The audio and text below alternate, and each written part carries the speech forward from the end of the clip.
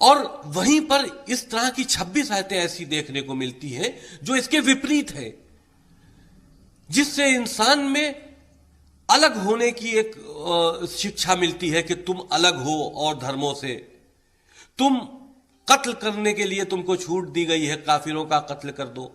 یہ تمام چیزیں ہیں جو ہم نے اپنی پی آئی ایل میں سپریم کورٹ میں داخل کی ہے۔ پہلے ہم نے تو 57 مسلم آرگنائزیشنز کو پتر لکھا تھا کہ آپ اس پر وچار کیجئے، یہ جو 26 آیتیں ایسی ہیں جو مدرسوں سے لے کے ہر جگہ بچوں کو پڑھائی جاتی ہے، کیونکہ اسلام کی پڑھائی، بیسک پڑھائی جو ہے وہ قرآن مجید ہے، جو چھوٹے سے بچے کو پڑھانا شروع کیا جاتا ہے۔ اگر وہ بچہ اس طرح کی چیزوں کو پڑھے گا تو آگے جا کر وہ کسی نہ کسی کٹر پنتھی مانسکتا کا شکار ہو جاتا ہے، یا کہیں نہ کہیں کسی آتنکی سنگٹھن سے مل جاتا ہے، کیونکہ وہ ان باتوں کو مذہبی حساب سے جائز سمجھتا ہے کہ ہم جو بھی کر رہے ہیں اللہ کے لیے کر رہے ہیں، ہم کسی کا قتل کر رہے ہیں تو اللہ کے لیے کر رہے ہیں۔ تو یہ وہ بیسک چیز ہے جس کو ریموو ہونا چاہیے، لیکن یہ دھرم سے جڑا معاملہ نہیں ہے، یہ دھارمک آستھا سے جڑا معاملہ نہیں ہے، یہ دھرم کا معاملہ نہیں ہے، یہ آتنکی شکشا کا معاملہ ہے، ہماری دیش کی سرکشا کا معاملہ ہے۔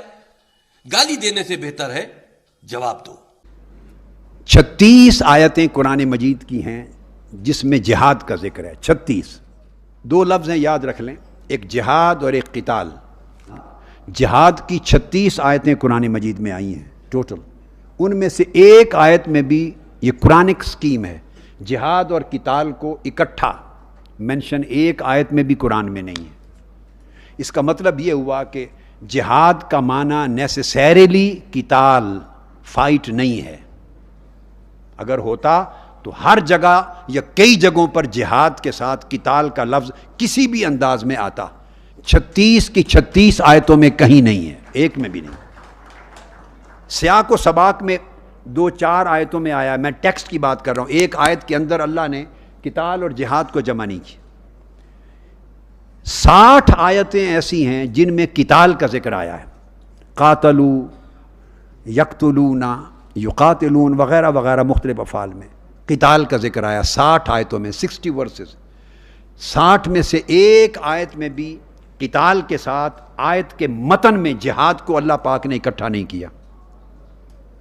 یہ قرآنک سکیم ہے، یہ ایک کانسیپٹ دیتا ہے، ایک فلسفی دیتا ہے کہ اللہ رب العزت کے ہاں جہاد کا نیسیسری معنی قتال نہیں ہے، فائٹنگ نہیں ہے۔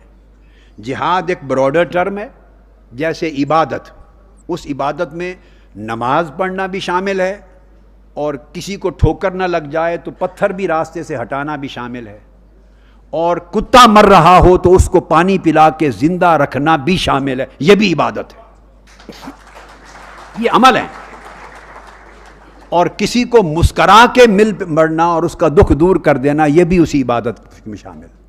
اور ایک نماز ہے تو نماز ایک پرٹیکولر ایکٹ ہے، تو گویا نماز میں ساری عبادت نہیں ہے، نماز ایک عبادت ہے، فرض ہے، بڑا براڈر اسپیکٹرم رکھتا ہے عبادت کا لفظ۔ اس طرح جہاد کا اسپیکٹرم بڑا براڈ ہے۔ جہاد بالسیف بھی ہے، اس کی میں بعد میں بات کرتا ہوں۔ تو جہاد سب سے پہلا بن نفس ہے، نفس کی بری خواہشات کو چینلائز کرنا، کنٹرول نہ کرنے دینا اور ان کو لیگل طریقے سے فلفل کرنا۔ جہاد بن نفس بھی ہے، تزکیہ نفس۔ جہاد بالعلم بھی ہے، علم کو پھیلانا، یونیورسٹیز قائم کرنا، کالجز قائم کرنا، سکولز قائم کرنا، علم کو ہر جگہ پھیلانا، سوسائٹی کو ایجوکیٹ کرنا بھی جہاد ہے۔ جہاد بالعلم، جہاد بالعمل، سوشل اکنامک ریفارمز اور سٹرگل، جد و جہد، سوسائٹی کو اپ بلڈ کرنا بھی جہاد ہے۔ پھر جہاد بالمال، چیریٹی، خیرات، غریبوں کی مدد، ان کے اکنامک ڈیڈ لاک کو ریزولو کرنا، یہ سارے ایکٹس یہ بھی جہاد ہیں۔ تو جہاد کا کنسیپٹ وسیع ہے۔ 4 قسمیں ہو گئیں، جہاد بالنفس، جہاد بالعمل، جہاد بالعلم، جہاد بالمال، 4۔ 5ویں قسم ہے جہاد بالسیف، وہ قتال، جس کو ہم فائٹنگ کہتے ہیں، وہ قتال کہتے ہیں، جو وار، وہ lawful war, just and lawful war. اس 5ویں قسم کی پھر شرائط ہیں۔ وہ شرائط کیا ہیں؟ یہ بڑا امپورٹنٹ ہے۔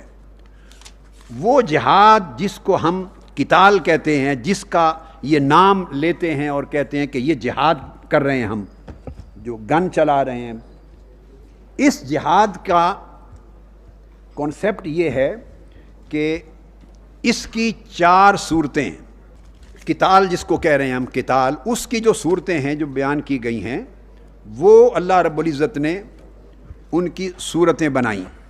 پورے قرآن کو الحمد سے والناس تک پڑھ لیں اور حضور علیہ السلام کی 23 برس کی پوری سیرت طیبہ کو پڑھ لیں. میں اتھارٹی کے ساتھ یہ بات کر رہا ہوں. I am responsible for that. قرآن اور حدیث، سنہ اور سیرہ، 4 شکلیں ہیں کل اس جہاد بالقتال کی، جہاد بالسیف کی، جو قرآن بیان کرتا ہے. اگر کسی کا دین و مذہب قرآن اور سنت رسول سے نکلا ہے تو اس کو ان کا پابند ہونا ہے. اگر اس کا مذہب اور آئیڈیالوجی قرآن اور سنت رسول سے خارج ہے پھر وہ ذمہ دار ہے، وہ پھر خود کو مسلمان نہ کہے اور اس کو جہاد نہ کہے، اسلامک آئیڈیالوجی نہ کہے. پہلی جنگ ہے ڈیفینسو وار. دشمن آپ پر حملہ کر دے، آپ کو رائٹ آف ڈیفینس ہے. اس کو UN بھی مانتا ہے، انٹرنیشنل لا مانتا ہے. غزوہ احد ڈیفینسو وار تھی. آپ کے اوپر حملہ کرنے کے لیے افواج پہنچی تو شہر مدینہ کے بارڈر پہ ڈیفینسو وار لڑی. دوسری قسم ہے وہ بھی ڈیفینسو وار کی ہے مگر پریمپٹیو ڈیفینس کی وار ہے. پریمپٹیو ڈیفینس کی وار. غزوہ بدر، غزوہ خیبر، غزوہ حنین اور غزوہ تبوک، یہ 4 جنگیں اس کیٹیگری میں آتی ہیں.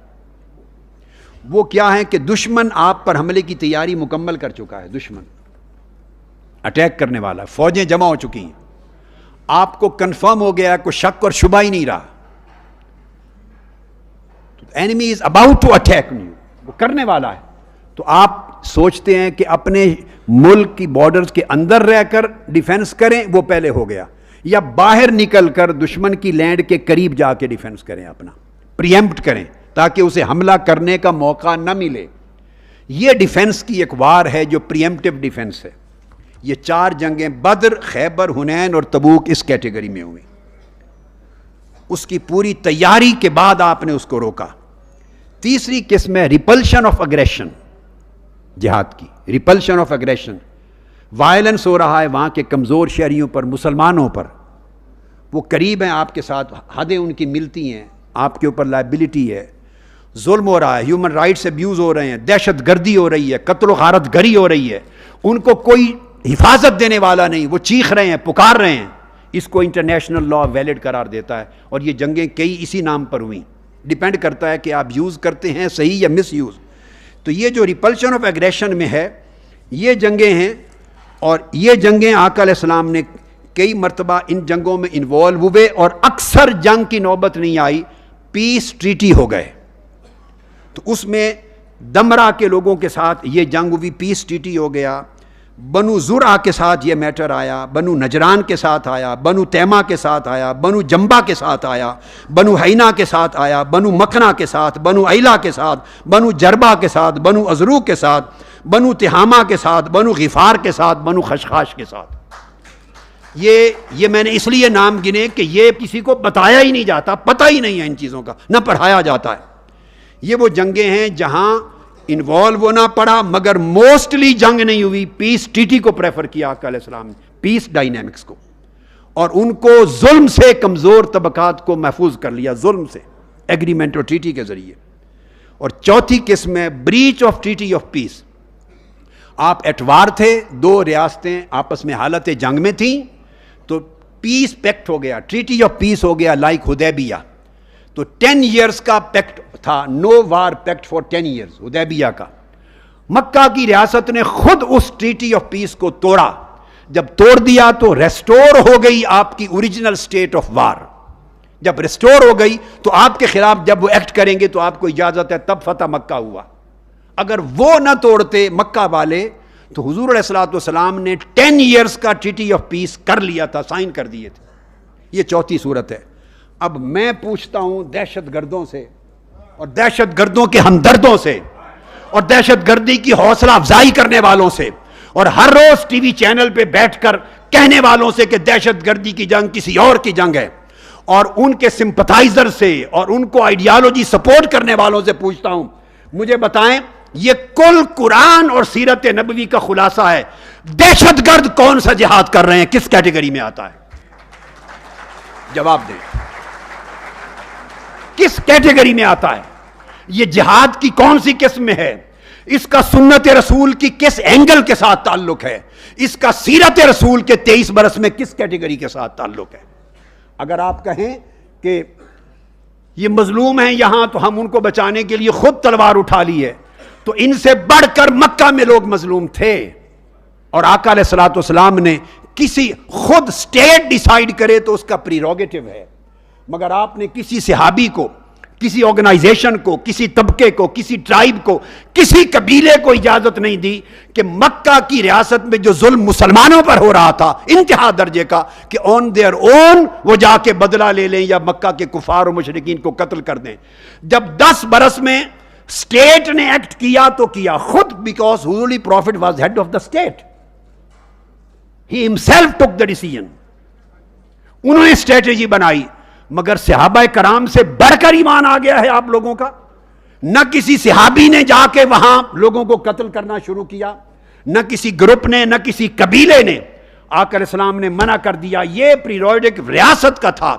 کسی فرد کو، کسی ایک جماعت کو، خواہ وہ طالبان کہلائیں خود کو، خواہ وہ آئسس کہلائیں، خواہ وہ القاعدہ کہلائے، خواہ وہ کوئی نام دیں، کسی جماعت اور لیڈر کو یہ حق نہیں ہے کہ وہ از خود تلوار اٹھائے اور کسی بھی نام پر وہ جنگ لڑیں، قتل عام کریں اور لوگوں کی زندگی اجیرن کریں اور نام دیں کہ ہم غریبوں، مظلوموں، کمزوروں کا دفاع کر رہے ہیں۔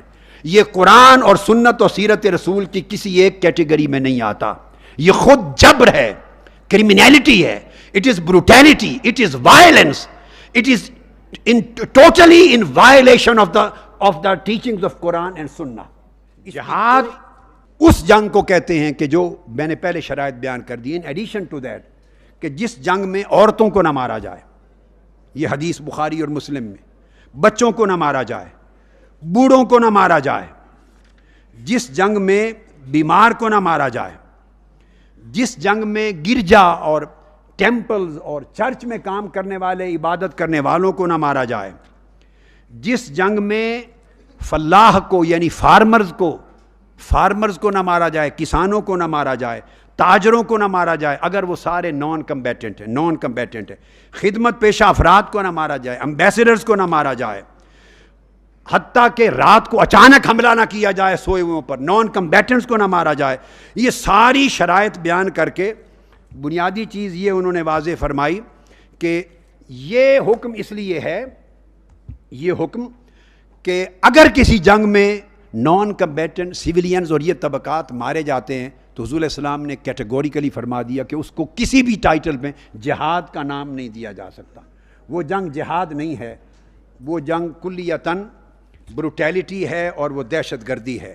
فرمایا تمام فقہاء نے کہ اگر نماز اسلام کے جو پیلرز ہیں، ارکان اسلام، اس کی پریکٹس کی اگر اجازت ہے، اگر میجورٹی پاپولیشن کی اور گورنمنٹ بھی اگر نان مسلم ہو تب بھی وہ دار الکفر اور دار الحرب ڈکلیئر نہیں ہو سکتا۔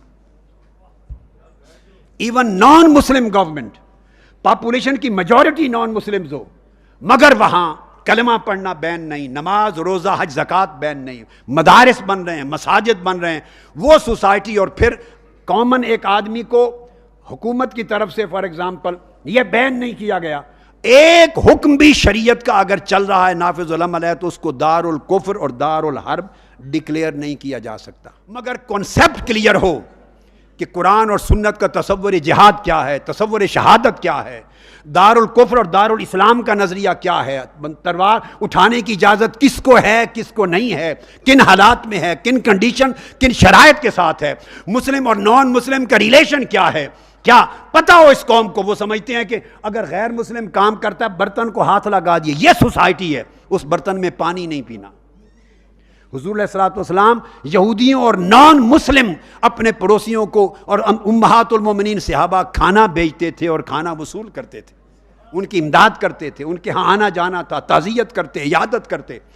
ایک شخص کا جنازہ نکلا، آقا علیہ السلام جنازے کے لیے کھڑے ہو جاتے، ایک صحابی نے کان میں عرض کیا یا رسول اللہ یہ یہودی تھا۔ حضور نے فرمایا یہودی تھا کیا انسان نہیں تھا؟